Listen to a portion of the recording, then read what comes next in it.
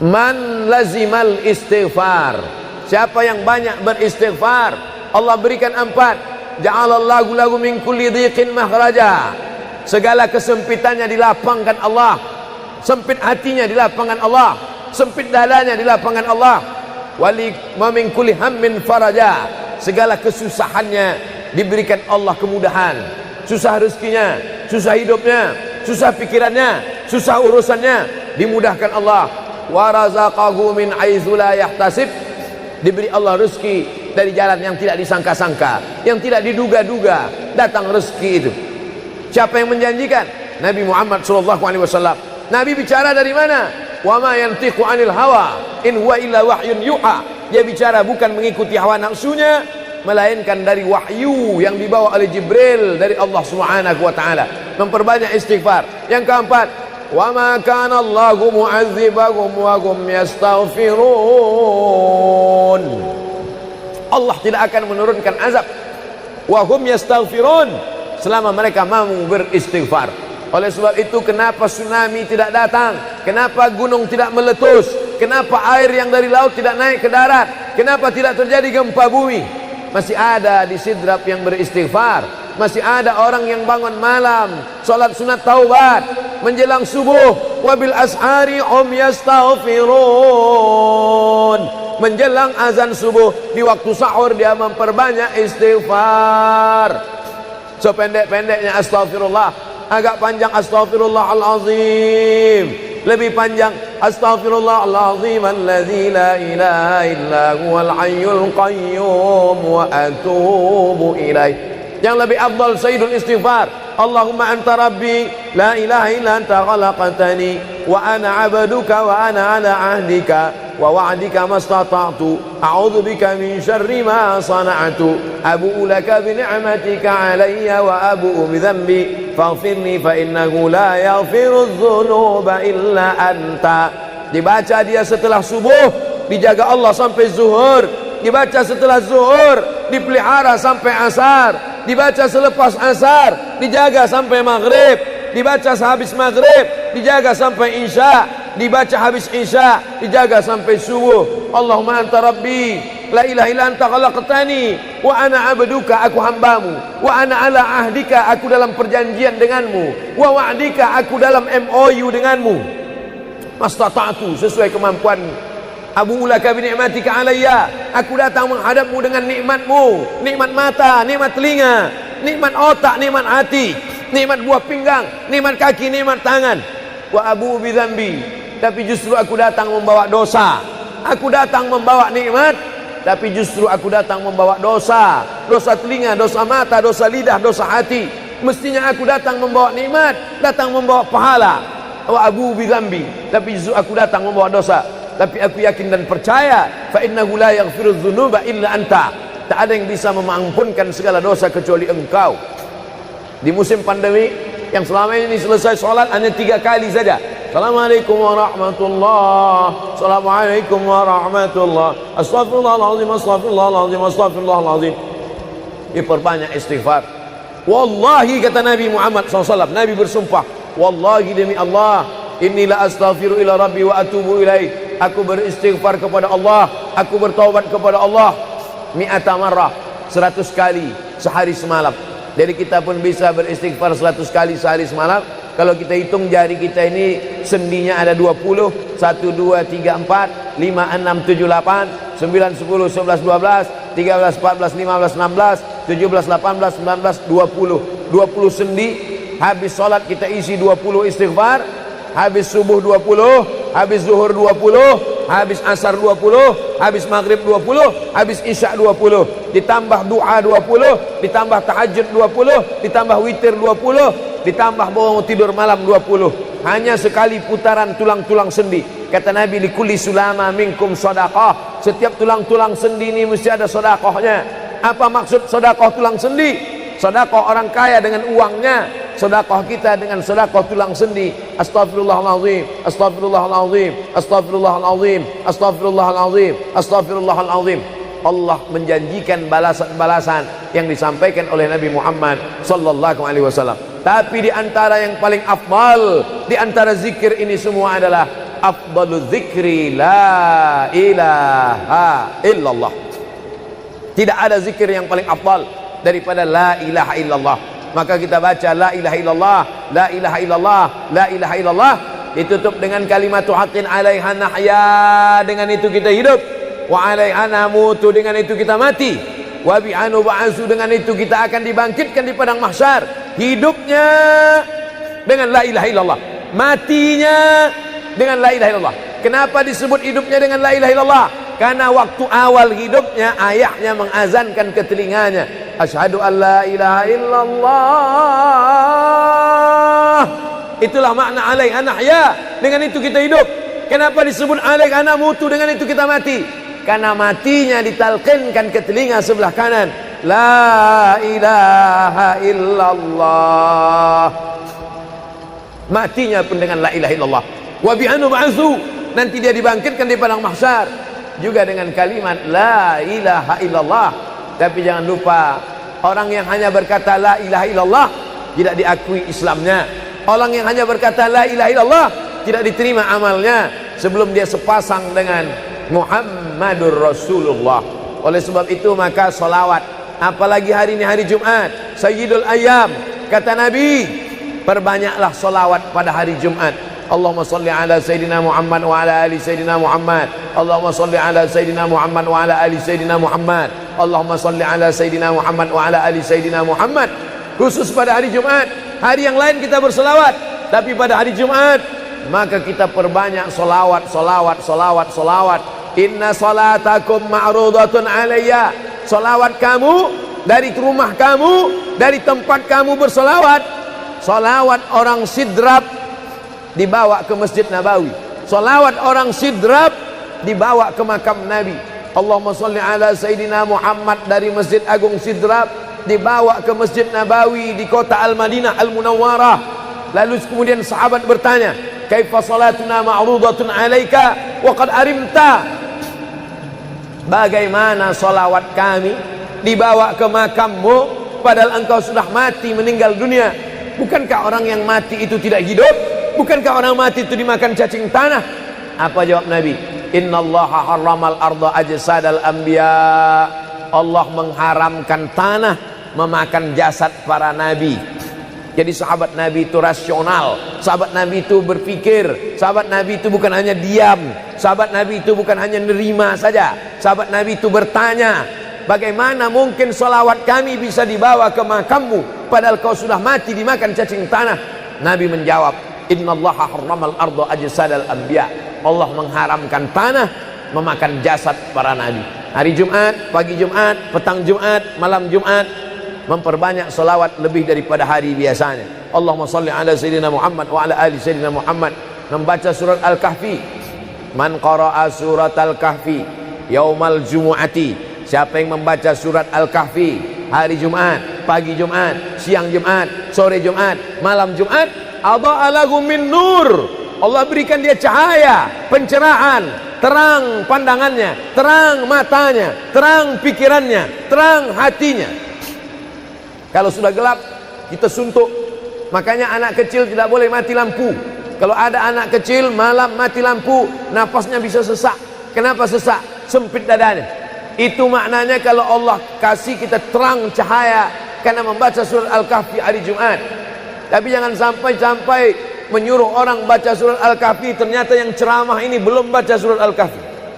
Bacalah surat Al-Kahfi. Ustaz sudah baca? Oh, saya ngajak aja. Enggak. Sebelum ceramah saya baca dulu. Malam Jumat, tadi malam. Habis sholat tahajud, duduk, baca surat Yasin, baca surat Al-Kahfi. Supaya waktu menyampaikannya plong.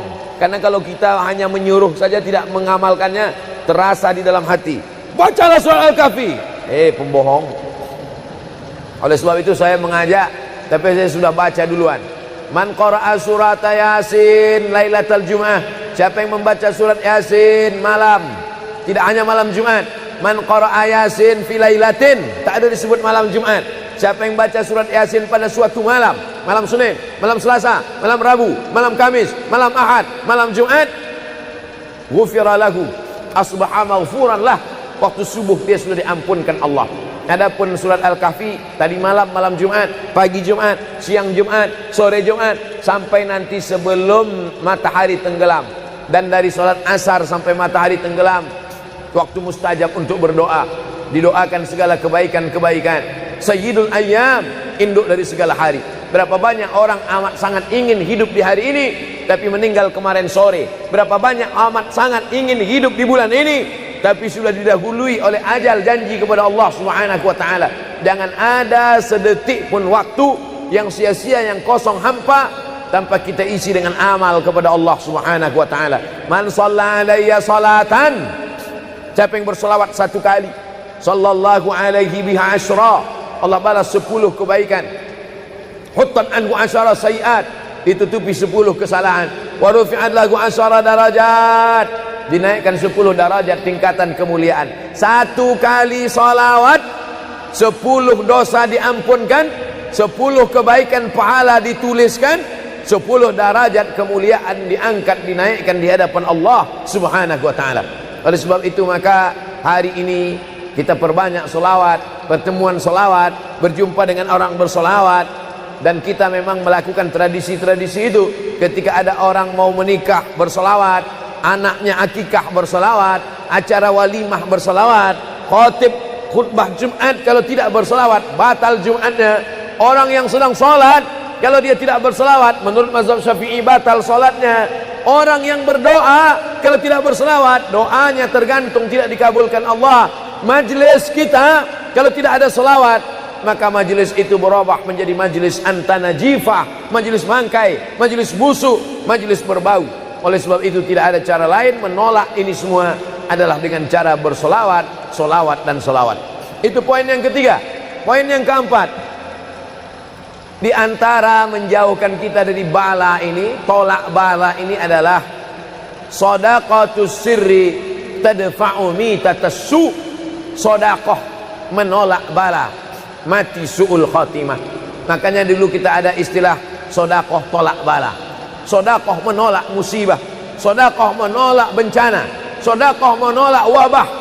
Oleh sebab itu maka yang selama ini biasa bersedekah kepada anak yatim, biasanya menyambut Ramadan, jangan lagi tunggu bulan Ramadan, datangi rumah anak yatim, makan mereka, sembako beras mereka, masukkan ke dalam karung 10 kilo, gula sekilo, minyak sekilo, susu saset, ikan sarden, masukkan, berikan. Ini dengan niat menolak segala musibah, segala bencana, segala wabah. Orang-orang yang mati itu kalau dia ditanya Allah Subhanahu wa taala, hai mayit, hai orang yang mati, seandainya ku kasih kau hidup lagi, mau apa tidak? Mereka amat sangat ingin hidup. Apa kata mereka? Kami ingin hidup. Laula akhartani ila ajalin qarib, kasihlah kami hidup ya Allah qarib, sebentar, sekejap, semenit, sedetik saja. Kalau aku kasih kau hidup, kau mau apa? Kata Allah. Mereka menjawab, dalam Al-Quran diceritakan, laula akhartani ila ajalin qarib, kalau kau kasih aku hidup walaupun sedetik saja, fa as-saddaqa, aku mau bersedekah ya Allah. Kenapa orang mati itu tidak berkata, kasih aku hidup sedetik saja, aku mau haji dan umrah? Tidak ada. Kasih aku sedetik saja, aku mau pergi berjihad? Tidak. Kasih aku sedetik saja, aku mau sholat sepanjang malam? Tidak. Mereka mengatakan, fa'as-saddaqa, aku mau bersedekah. Mengapa orang mati itu kalau dihidupkan mau bersedekah? Dijawab oleh para ulama, karena haji dan umrah balasannya nanti setelah hisab masuk surga. Al-hajjul mabrur, haji yang mabrur, laisa lahu jaza' illal jannah, balasannya surga. Tapi sedekah balasannya sudah didapatkan ketika dikubur. Begitu mati, masuk kubur, langsung dapat balasan sedekah. Itulah makanya kata Nabi, idza matal insan, kalau manusia mati, inqata'a, putus amalnya. Tapi ada yang tak putus, shadaqatun jariyah, sedekah yang mengalir. Belum bangkit dari kubur, belum padang mahsyar, belum hisab, belum timbangan amal, belum meniti titian siratal mustaqim, balasannya sudah nampak. Itu kehebatan sedekah dibandingkan amal yang lain. Oleh sebab itu sedekah ini luar biasa. Shadaqatus sirri tadfa'u mitatas su, sedekah menolak mati su'ul khatimah, sedekah menolak bala. Man lazimal istighfar, siapa yang banyak beristighfar, Allah berikan 4. Ja'alallahu lahu min kulli dhiqin makhraja, segala kesempitannya dilapangkan Allah, sempit hatinya dilapangkan Allah, sempit dadanya dilapangkan Allah. Wali wa min kulli hammin faraja, segala kesusahannya diberikan Allah kemudahan. Susah rezekinya, susah hidupnya, susah pikirannya, susah urusannya, dimudahkan Allah. Wa razaqahu min haitsu la yahtasib, diberi Allah rezeki dari jalan yang tidak disangka-sangka, yang tidak diduga-duga, datang rezeki itu. Siapa yang menjanjikan? Nabi Muhammad SAW. Nabi bicara dari mana? Wa ma yantiqu 'anil hawa in huwa illa wahyun yuha.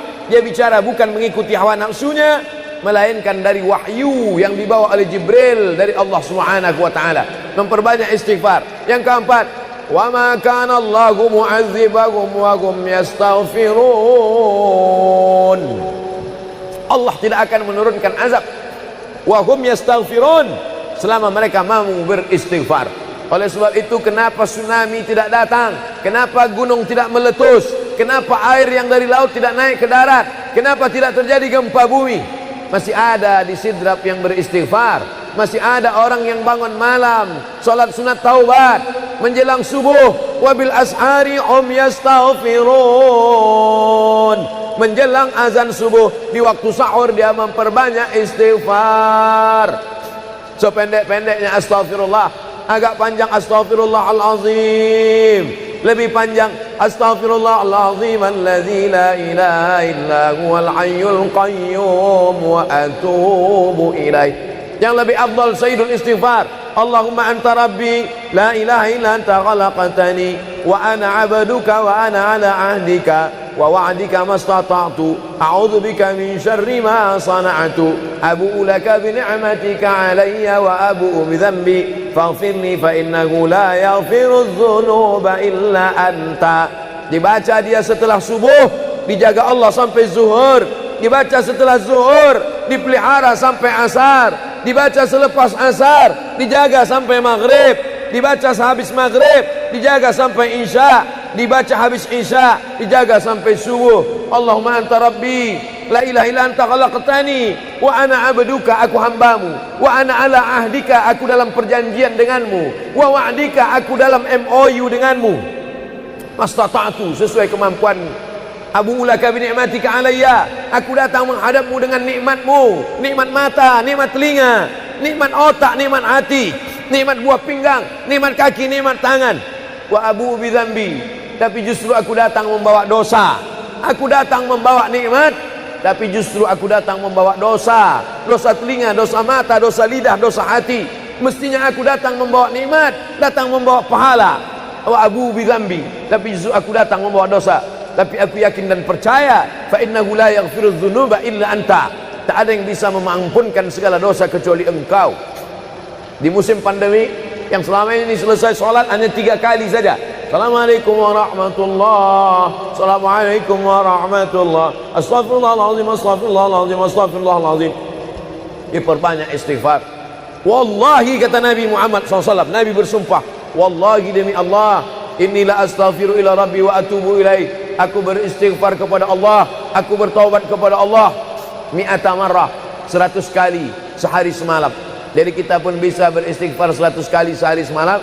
Kalau kita hitung jari kita ini sendinya ada 20, 1, 2, 3, 4, 5, 6, 7, 8, 9, 10, 11, 12, 13, 14, 15, 16, 17, 18, 19, 20. 20 sendi. Habis sholat kita isi 20 istighfar. Habis subuh 20, habis zuhur 20, habis asar 20, habis maghrib 20, habis isya 20, ditambah doa 20, ditambah tahajud 20, ditambah witir 20, ditambah bangun tidur malam 20.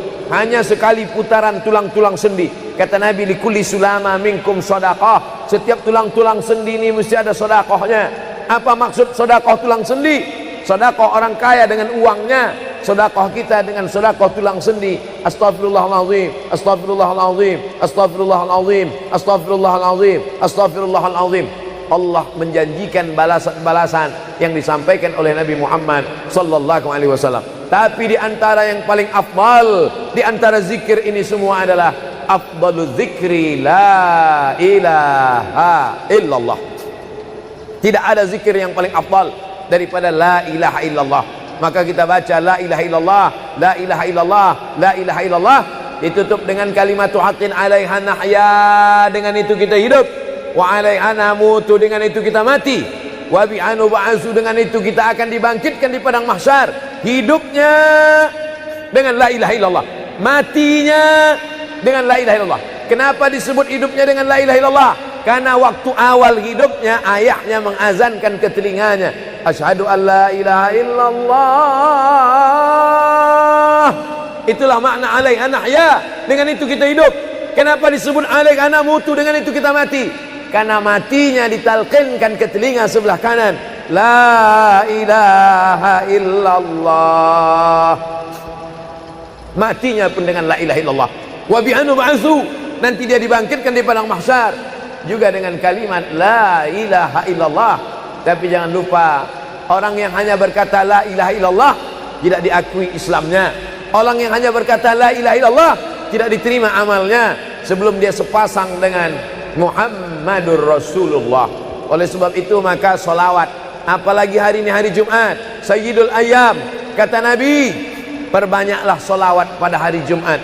Allahumma salli ala Sayyidina Muhammad wa ala ali Sayyidina Muhammad. Allahumma salli ala Sayyidina Muhammad wa ala ali Sayyidina Muhammad. Allahumma salli ala Sayyidina Muhammad wa ala ali Sayyidina Muhammad.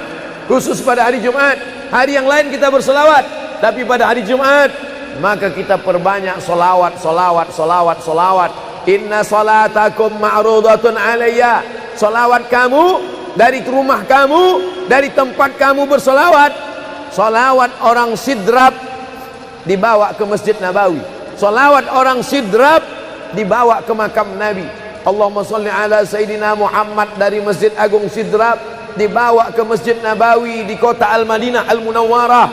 Lalu kemudian sahabat bertanya, kaifa salatuna ma'rudatun alaika wa qad arimta? Bagaimana salawat kami dibawa ke makammu padahal engkau sudah mati, meninggal dunia? Bukankah orang yang mati itu tidak hidup? Bukankah orang mati itu dimakan cacing tanah? Apa jawab Nabi? Innallaha harramal arda ajsadal anbiya. Allah mengharamkan tanah memakan jasad para nabi. Jadi sahabat Nabi itu rasional. Sahabat Nabi itu berpikir. Sahabat Nabi itu bukan hanya diam. Sahabat Nabi itu bukan hanya nerima saja. Sahabat Nabi itu bertanya, bagaimana mungkin salawat kami bisa dibawa ke makammu padahal kau sudah mati dimakan cacing tanah? Nabi menjawab, innallaha harramal arda ajsadal anbiya. Allah mengharamkan tanah memakan jasad para nabi. Hari Jumat, pagi Jumat, petang Jumat, malam Jumat, memperbanyak salawat lebih daripada hari biasanya. Allahumma salli ala Sayyidina Muhammad wa ala ali Sayyidina Muhammad. Membaca surat Al-Kahfi. Man qara'a surat Al-Kahfi yaumal jumu'ati. Siapa yang membaca surat Al-Kahfi hari Jumat, pagi Jumat, siang Jumat, sore Jumat, malam Jumat, adha'a lahu min nur. Allah berikan dia cahaya, pencerahan, terang pandangannya, terang matanya, terang pikirannya, terang hatinya. Kalau sudah gelap, kita suntuk. Makanya anak kecil tidak boleh mati lampu. Kalau ada anak kecil malam mati lampu, nafasnya bisa sesak. Kenapa sesak? Sempit dadanya. Itu maknanya kalau Allah kasih kita terang cahaya karena membaca surat Al-Kahfi hari Jumat.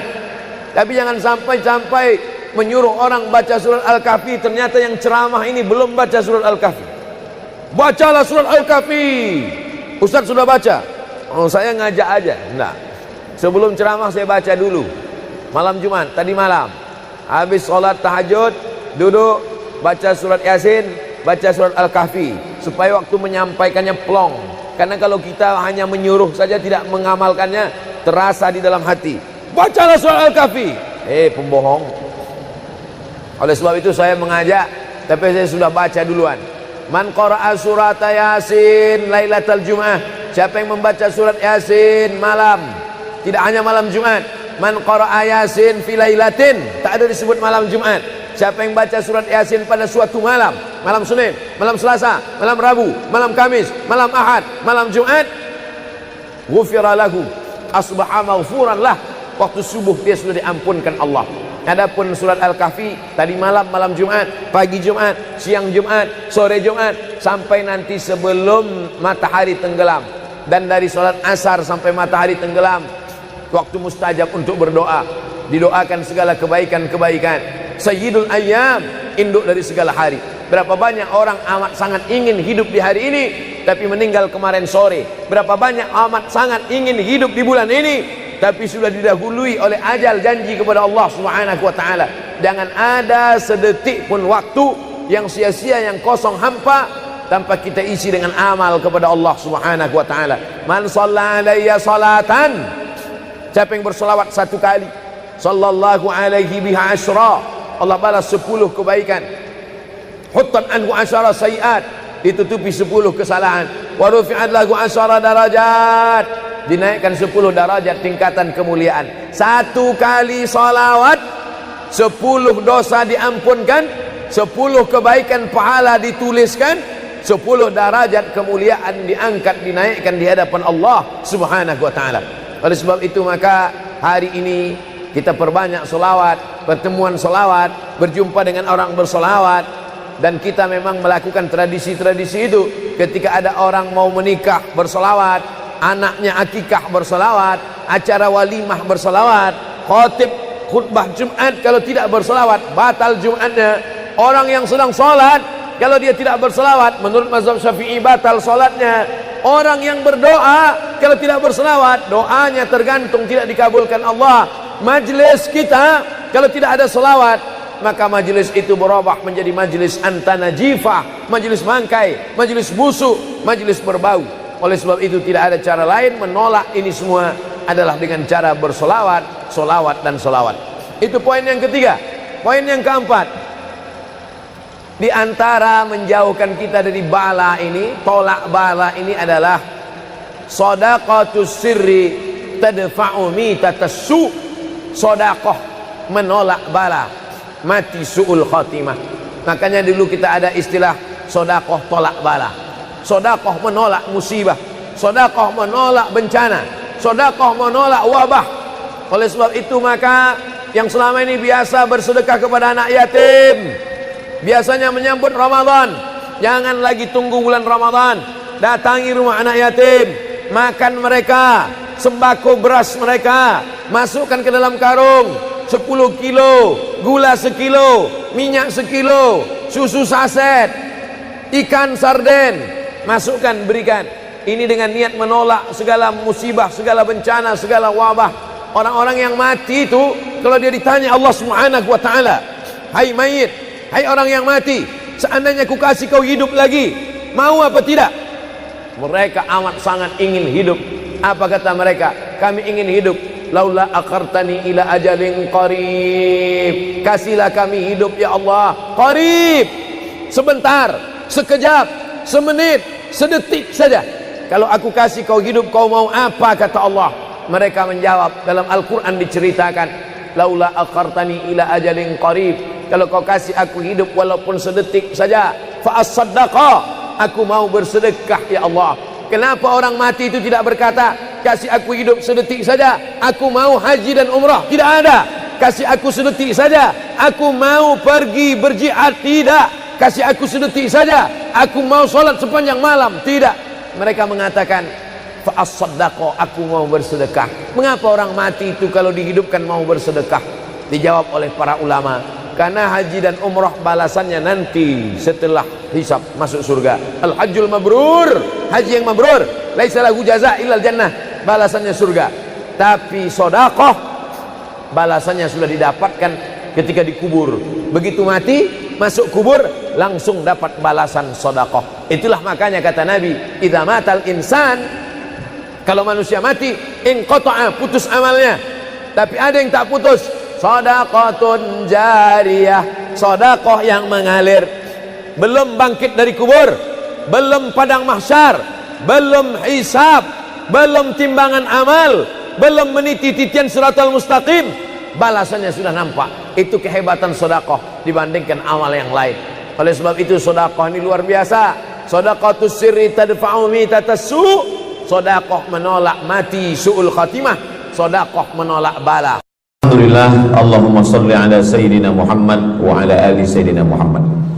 Kullu amrin zibalin, semua amal yang baik, walam yubda' bihamdillah, kalau tidak diawali dengan alhamdulillah, pujian kepada Allah, fahuwa aqta', maka amal itu putus. Makna putus, putus sampai di dunia saja, tak boleh dibawa sebagai bekal menghadap Allah. Maka kita ingin amal kita malam ini tidak putus, maka kita awali dengan alhamdulillahi rabbil alamin. Setiap majelis kalau tidak disebut namanya, maka majelis itu antanajifah, majelis yang busuk, majelis bau, majelis bangkai. Maka kita sebut namanya, Allahumma salli ala Sayyidina Muhammad wa ala ali Sayyidina Muhammad. Laisa minna, bukan golongan kami, kata Nabi SAW. Man lam yarham saghirana, sesiapa yang tidak sayang kepada budak anak kecil, walam ya'rif syarafa kabirina, tidak hormat kepada orang tua, maka dia tidak diperakui sebagai umat Nabi Muhammad SAW. Semua anak-anak muda-muda, belia-belia yang saya sayangi, para alim ulama, tuan-tuan guru, datuk-datuk, datin-datin, semua yang berhadir ini insyaallah dimuliakan Allah Subhanahu wa taala. Amin ya rabbal alamin. Tajuk kita malam ini 8 keutamaan orang yang bersedekah menurut Al-Qur'an dan sunnah Nabi Muhammad sallallahu alaihi wasallam. Keutamaan yang pertama, kalau orang mati itu ditanya, apakah kamu mau hidup lagi? Maka orang mati itu menjawab, tapi belum ada orang yang mati hidup lagi. Macam mana kita boleh tahu dia menjawab? Sebab diceritakan Allah dalam Al-Quran. Apa kata mereka? A'udzubillahi minasyaitonirrajim. Laula akhartani ila ajalin qarib, kalaulah kami yang sudah mati ini diberi masa lagi, ajal masa, qarib pendek, sikit, kejap.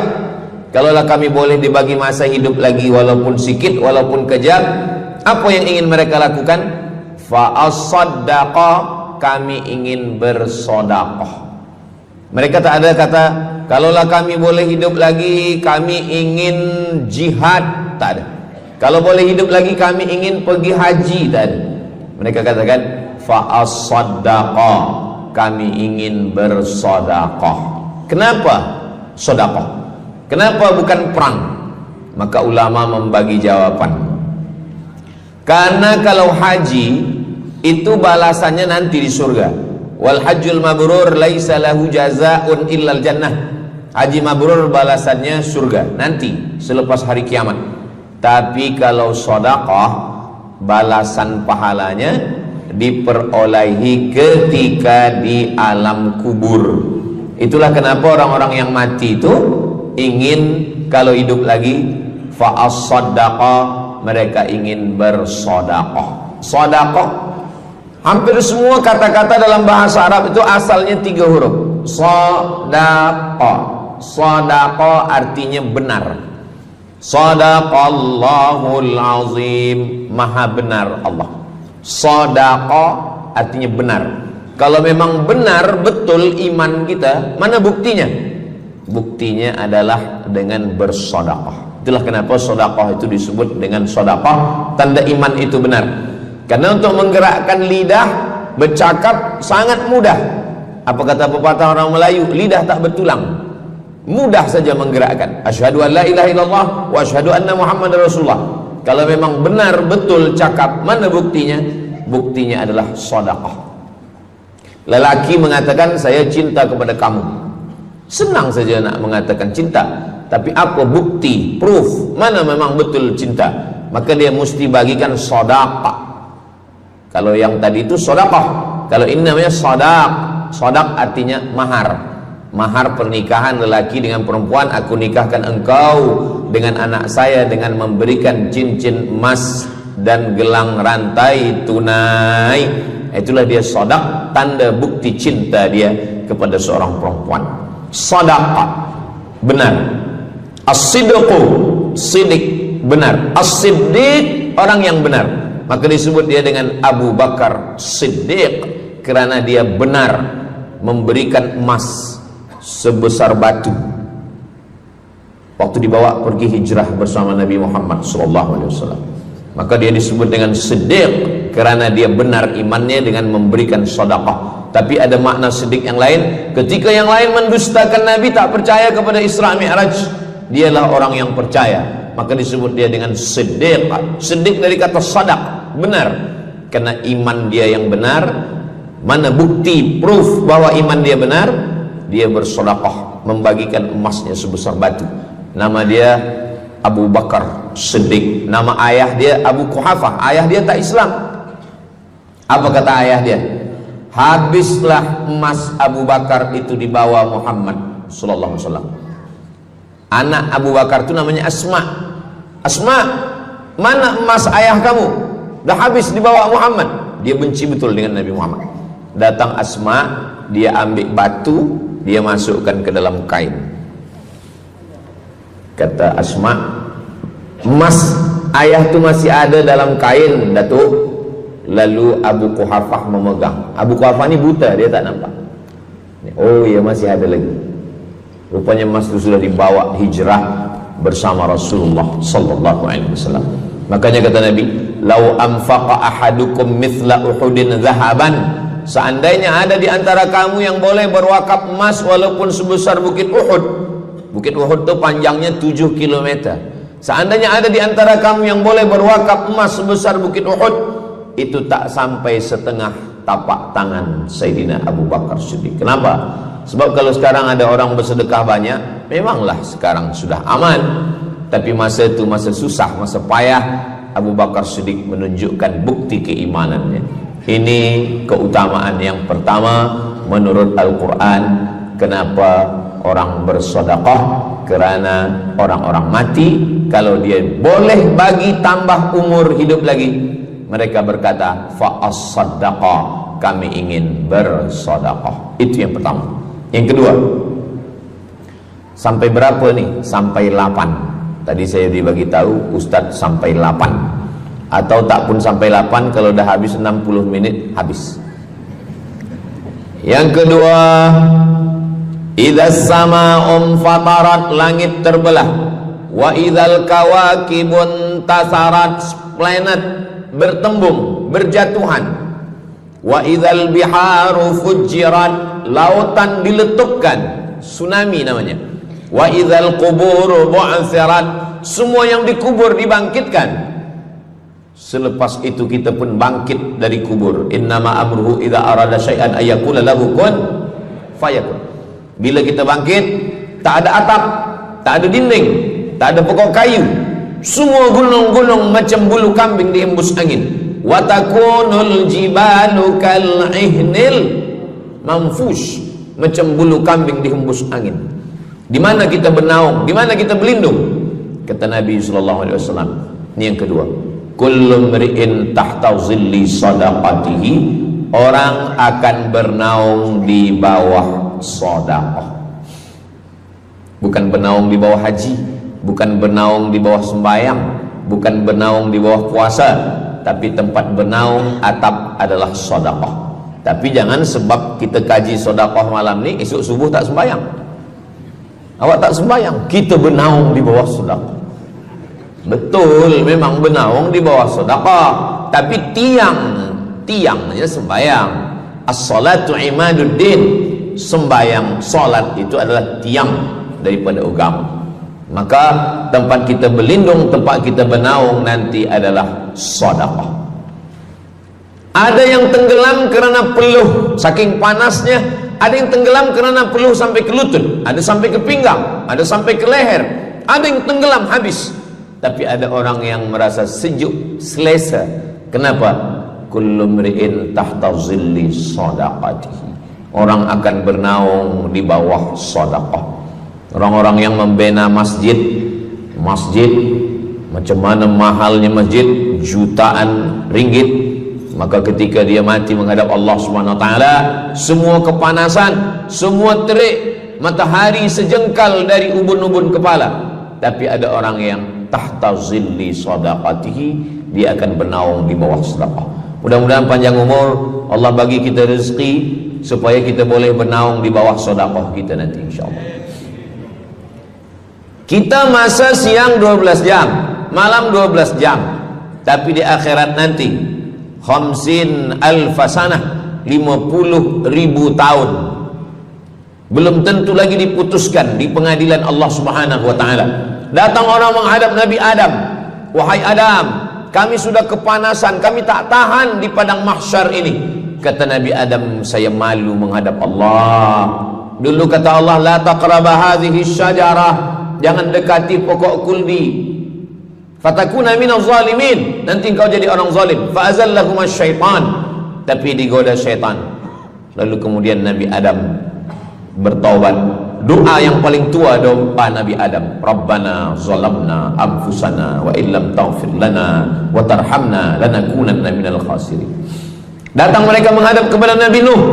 Cepatlah Nabi Nuh menghadap kepada Allah supaya diputuskan mahkamah ini. Kata Nabi Nuh, "Saya malu menghadap Allah. Anak saya Kan'an, masa saya panggil, ya bunayya, wahai anak saya Kan'an, irkam ma'ana, ayo mari naik ke atas perahu sampan ayah." Apa kata Kan'an? "Sa'awi ila jabali ya'simuni minal ma."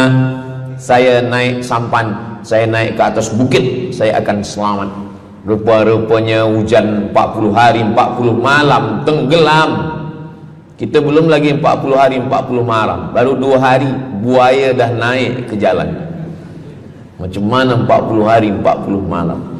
Maka saat itu, saat anaknya Kan'an akan tenggelam, apa kata Nabi Nuh? "Ya Rabbi, ya Allah, inna bni min ahli." Itu anakku ya Allah. Allah marah. Apa kata Allah? "Innahu laisa min ahlik." Dia bukan anakmu, innahu amalun ghairu salih, karena amal dia tak baik. Nabi Nuh malu menghadap Allah. Datang mereka kepada Nabi Musa alaihissalam. Kata Nabi Musa, "Saya pun malu menghadap Allah kerana perbuatan Bani Israel, umat saya jahat." Mereka datang menghadap Nabi Isa. Kata Nabi Isa, "Saya malu menghadap Allah kerana mereka menyembah saya selepas saya meninggalkan mereka." Pada akhirnya mereka datang menghadap Sayyidina wa Maulana wa Syafi'ina Muhammad sallallahu alaihi wasallam. Hanya Nabi Muhammad lah yang berani menghadap Allah. Sebab apa? Sebab dia umatnya. Maka walaupun kita umat yang paling kecil, umur paling pendek, badan paling tidak bertenaga, tapi kita adalah umat yang pertama nanti yang akan diputuskan perkara, dan kita adalah umat yang pertama akan masuk ke dalam surga Allah Subhanahu wa ta'ala. Maka banyak mereka yang ingin menjadi umat Nabi Muhammad. Bahkan Nabi Musa pun ingin menjadi umat Nabi Muhammad sallallahu alaihi wasallam. Masa Umar bin Khattab datang membawa lembaran-lembaran Taurat, Nabi berkata, "Apa itu wahai Musa?" Taurat. Nabi Muhammad SAW memanggil, "Mari Taurat." Lalu Nabi Muhammad mengkoyak. Apa kata Nabi? "Lau kana Musa hayyan ma wasa'ahu illa iyattabi'ani." Kalaulah Musa masih hidup, dia pasti akan ikut saya. Dan itu betul pada peristiwa Isra dan Mi'raj. Nabi jadi imam, Nabi Musa jadi makmum, Nabi Isa jadi makmum, Nabi Ibrahim jadi makmum, semua nabi-nabi jadi makmum. Imamnya adalah Sayyidina wa Maulana Muhammad sallallahu alaihi wasallam. Jadi keutamaan yang kedua, kita bernaung di bawah sedekah. Yang ketiga, shadaqatus sirri tutfi'u ghadabar rabbi kama yatfa'ul ma'an nar. Sedekah memadamkan api neraka seperti air yang memadamkan api. Kita kalau nampak api, mudah-mudahan kita selamat daripada terbakar, amin. Lalu kemudian datang api, kita padamkan dengan air. Lalu kemudian macam mana memadamkan api neraka? Air sebanyak apa yang boleh memadamkan? Maka kata Nabi SAW, keutamaan yang ketiga adalah shadaqatus sirri tutfi'u ghadabar rabbi, sedekah memadamkan api neraka. Jadi kalau kita dulu banyak silap, banyak salah, banyak dosa. Kullu bani Adam, semua manusia ini khata'un, semua pernah salah, pernah mabuk, pernah berzina, pernah minum khamar, pernah berjudi. Kalaupun dia tidak buat dosa yang zahir, pernah hasad, pernah dengki, busuk hati. Maka ketika itu macam mana memadamkan murka Allah dengan istighfar, memadamkan dengan sembahyang, solat, sunat, taubat? Ada satu cara lagi. Dengan cara apa? Memadamkannya dengan sedekah. Tudfi'u ghadabar rabbi, memadamkan murka marah Allah Subhanahu wa taala, padam dengan sedekah. Tapi tentu saja sedekah yang ikhlas kerana Allah Subhanahu wa taala. Datang seorang yang sudah banyak dosa menghadap Nabi, menghadap pendeta Yahudi. Wahai pendeta Yahudi, saya ini banyak salah, banyak dosa. Saya sudah membunuh 99 orang. Apakah mungkin Tuhan mengampunkan dosa saya? Kata pendeta Yahudi, Tuhan tidak mengampuni dosa kamu karena kamu sudah membunuh. Dia cabut pisau dia. Kalau begitu, kamulah yang ke-100. Dia dah bunuh 99. Itu maka saya takut juga kalau datang orang. Ustaz Somad, apakah Allah mengampuni dosa saya? Apa dosa kamu? Membunuh orang. Ayo Allah ampunkan dosa. Faqtulu anfusakum, bunuhlah diri kamu. Surat Al-Baqarah. Bunuhlah diri kamu. Fataba alaikum, Allah menerima taubat kamu dengan membunuh diri. Sebab Bani Israel minta ampun kepada Allah bukan dengan istighfar. Minta ampun kepada Allah bukan dengan sembahyang taubat.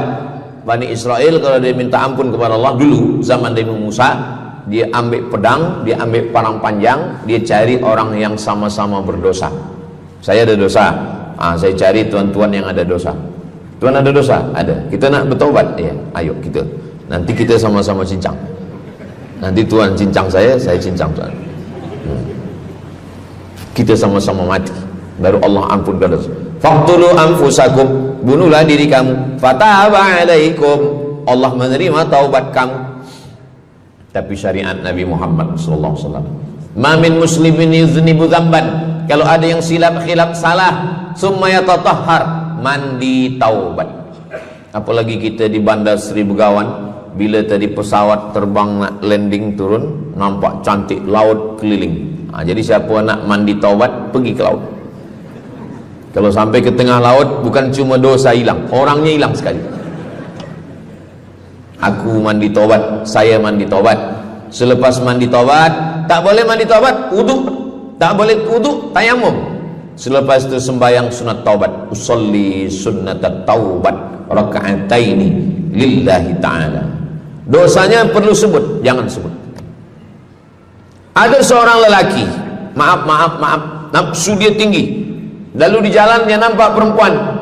Selepas itu maaf, dia cium. Selepas itu dia datang ke Nabi, dia mengadu, ya Rasulullah, tadi saya melakukan begini-begini. Tegak Umar bin Khattab, Allah sudah tutupi, kenapa kamu bukakan di hadapan orang ramai? Allah mengampuni manusia kecuali al-mujahirun. Al-mujahirun menampakkan dosanya dan bangga dengan dosanya. Ini orang akhir zaman ini sekarang banyak mujahirun. Dia mabuk, dia live streaming. Hai guys, dah mabuk ke malam ni?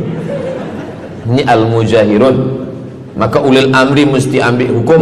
Tapi orang yang pernah berdosa, pernah silap, pernah salah, jangan cerita lagi, tutup.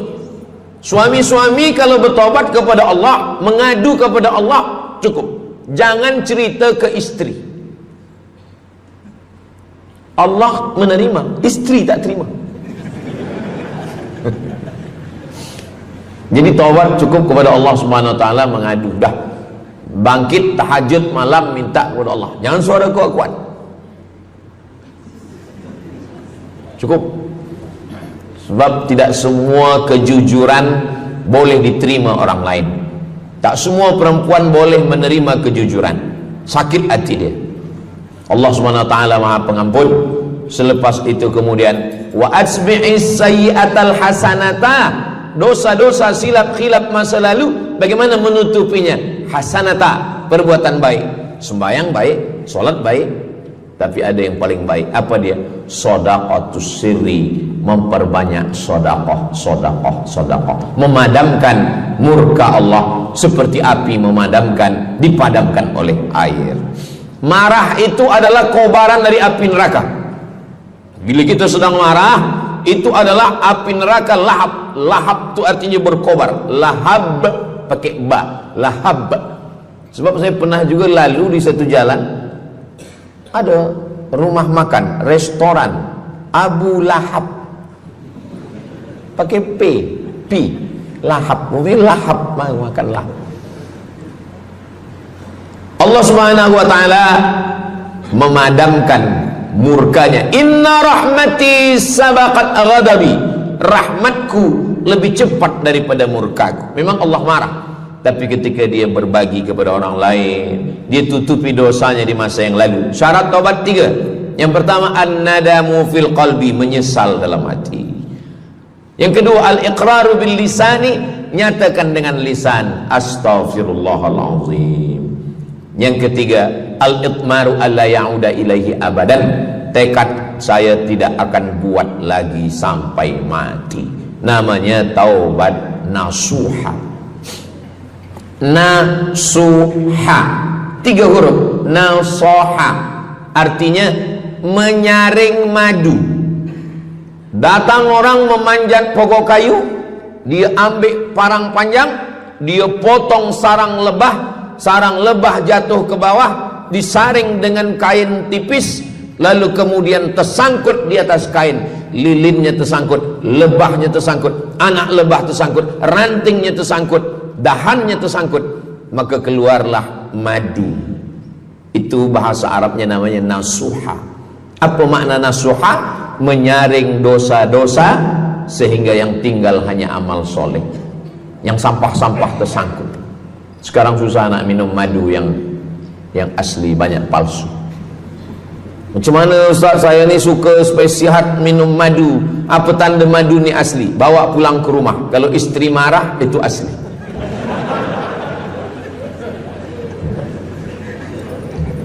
Yang keempat, ini jangan diingat, lupakan.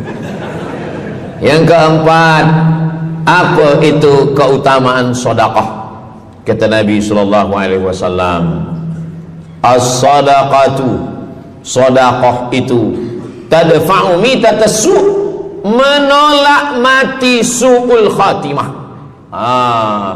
Tak ada guna amal elok baik kalau mati dalam keadaan su'ul khatimah. Kita selalu berdoa, Allahumma khtim lana bihusnil khatimah. Maka cara untuk menolak mati su'ul khatimah ini adalah dengan cara sedekah.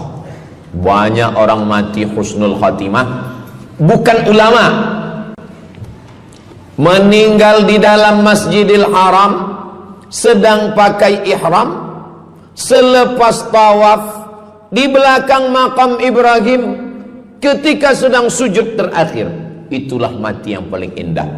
Dalam wudhu, sedang sembahyang, di sujud terakhir, dalam tanah haram, dalam Masjidil Haram, di belakang makam Ibrahim. Meninggal, dibawa jenazah balik. Orang datang bertanya kepada ibunya, dia masih pemuda belia, apakah dia ulama? Dia bukan ulama. Kenapa dia mulia betul? Apakah dia pernah perang ke Palestina? Tidak.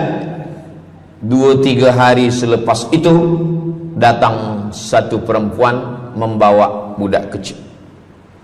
Kamu siapa? Kami adalah orang yang tiap bulan dapat kiriman beras, minyak dan makanan dari pemuda ini. Saya maaf, seorang janda, ini anak-anak saya, dan dia selalu bagikan uang dia untuk makankan. Jadi nanti kalau ada orang meninggal, tiba-tiba selepas itu datang janda membawa anak, itu tanda husnul khatimah. Sebab dia belum nikah, dia masih lajang. Allah menunjukkan bahwa kalau engkau berbuat sedekah, maka Allah Subhanahu wa taala memberikan keutamaan husnul khatimah. Bukan setakat diselamatkan dari su'ul khatimah, tapi mendapatkan husnul khatimah. Ada seorang dari Maghribi, dari Maroko, Mesir, Libya, Tunisia, Algeria, Maghribi. Orang Maghribi ini bermimpi. Dalam mimpinya dia berjumpa dengan Nabi Muhammad SAW. Kata Nabi, engkau pergi ke Saudi Arabia, cari di kampung ini, nanti engkau jumpai seorang pemuda, sampaikan salamku kepada dia, katakan dia penghuni surga. Malam pertama mimpi, iya ke? Tidak ke? Jangan-jangan setan. Tak betul. Malam kedua mimpinya sama. Engkau pergi ke Saudi Arabia, datangi kampung ini, jumpai seorang pemuda namanya si fulan, bagi tahu ke dia, salamku untuk dia, sampaikan kepada dia bahwa dia penghuni surga. Nah, 2 kali. Ini udah agak kuat. Tunggu 3 kali, sampai 3 malam mimpinya sama. Akhirnya orang Maghrib ini terbang dari Casablanca sampai ke Jeddah. Dari Jeddah dia cari kampung yang disebut dalam mimpi. Sampai itu dia cari pemuda. Adakah di kampung ini seorang pemuda namanya si fulan? Betul. Dia tengok, biasa saja. Bukan ulama, bukan macam Musa Abdul Somad. Tak mungkin mimpi salah 3 kali betul-betul. Lalu disampaikan kepada dia, fulan, saya 3 malam bermimpi Rasul SAW menyampaikan salam kepada engkau. Assalamualaikum. Kata Nabi, engkau adalah penghuni surga. Dia pun terkejut. Saya bukan ulama, saya orang biasa. Apa amal kamu? Sembahyang saya biasa saja, puasa sunat saya biasa saja. Hanya saja saya tak pernah menyimpan hasad dendam, dan saya selalu membagikan uang kepada fakir miskin, anak yatim dan du'afa. Selepas mendapatkan itu dia pun menangis, dia pun bersedih karena dia merasa dia tak layak dicintai, karena dia merasa banyak silap, banyak salah. Rupanya rahmat Allah itu turun bukan kepada orang yang alim tapi sombong, bukan kepada orang yang kaya tapi takbur, tapi kepada orang yang hatinya hancur berkeping karena takut kepada Allah Subhanahu wa ta'ala. Selepas itu dia pun meninggal dalam keadaan husnul khatimah setelah mendapatkan janji dari Rasulullah sallallahu alaihi wasallam. Apa maknanya? Bahwa kalau kita tak boleh sembahyang sampai tegak lutut bengkak, kalau kita tak tergolong orang yang rajin puasa sunat berhari-hari, kalau kita bukan orang yang kuat berjihad fisabilillah, maka carilah satu pintu. Pintu itu bernama babus sedekah. Karena banyak yang sudah melaluinya dan mereka dimuliakan Allah, diselamatkan daripada su'ul khatimah.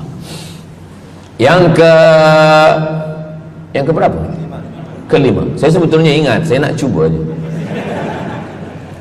Kalau jamaah masih ingat, itu maknanya mereka masih konsen lagi, masih sedar. Kalau dah terserah Ustaz lah nama berapa, kami pun dah nak balik ke dalam. Yang kelima, dawu mardakum bis sadaqah. Yang kelima, dawu mardakum bis sadaqah. Obati orang yang sakit di antara kamu dengan sedekah. Datang seorang lelaki yang lututnya bernanah menemui Imam Abdurrahman ibnu Mahdi. Wahai Imam Abdurrahman bin Mahdi, lutut saya ini bernanah tak sihat-sihat. Kata Imam Abdurrahman bin Mahdi, saya ingat satu hadis Rasulullah, dawu mardakum bis sadaqah. Cuba engkau cari kampung yang di kampung itu tak ada air, kamu buat perigi. Di kampung saya namanya perigi. Lalu dia pun pergi ke kampung yang tak ada air, dia galikan perigi. Selepas itu sehari, 2 hari, 3 hari, sepekan, sebulan, lutut dia sihat kering. Dia datang lagi kepada Imam Abdurrahman ibnu Mahdi. Alhamdulillah Imam Abdurrahman ibnu Mahdi, lutut saya sudah sihat. Apa hubungan lutut dengan sedekah? Rupanya setiap orang yang mengambil air untuk minum, untuk berwudu, untuk mandi, untuk memasak, selepas itu mereka berdoa, ya Allah, berikanlah kebaikan kepada orang yang sudah membagikan air ini. Ad-du'a silahul mu'min, doa senjatanya orang beriman. Kisah ini ada dalam kitab Sa'ah wa Sa'ah, Ajaib wa Taraif. Semua ada saatnya. Beberapa kisah-kisah yang ajaib diceritakan oleh Syekh Abu Amr al-Misri dalam judul buku Sa'ah wa Sa'ah Gharaib wa Taraib. Sudah diterjemahkan ke dalam bahasa Melayu, judulnya Semua Ada Saatnya. Nama penerjemahnya Abdul Somad. Boleh dicari di google.com. Semua ada saat. Lalu kemudian saya sampaikan hadis ini di masjid. Dawu mardakum bis sadaqah. Obatilah orang yang sakit di antara kamu dengan sedekah. Selepas itu saya turun dari masjid, saya pergi ke kereta, di parking, datang seorang jamaah. Memang yang Ustaz sampaikan tadi betul. Kata saya, memang betul. Takkan saya sampaikan tak betul? Apa maksud awak? Betul. Istri saya kena sakit kista sebesar duit di dalam, maaf, rahim dia. Kata doktor, ini mesti diambil, kalau tidak dia makin besar makin besar. Tapi kalau diambil, dicabut, operate, nanti akan, maaf cakap, tercabut rahim sekali. Dan kalau rahim tercabut, maka nanti tidak boleh mengandung. Mendengar itu istrinya menangis, suaminya tersenyum. Yang senyum budak kecil pula. Lalu kemudian rupanya istri dia tahu tentang hadis Nabi, dawu mardakum bis sadaqah, obatilah orang yang sakit dengan bersedekah. Maka dia pun bersedekah, bersedekah, bersedekah, bersedekah. Selepas itu mereka pergi lagi medical check up ke hospital. Sampai di hospital dicek USG, rupanya kista itu makin kecil, kecil, kecil, kecil dan hilang. Doktor tu pula bertanya balik, awak makan apa? Saya makan nasi, kata dia. Minum apa? Minum teh tarik. Saya amalkan hadis Nabi Muhammad SAW, dawu mardakum bis sadaqah. Kata doktor, awak tak perlu operate, dan ini tidak perlu dibelah, dan rahim awak masih boleh mengandung. Istrinya tersenyum, lakinya pula menangis.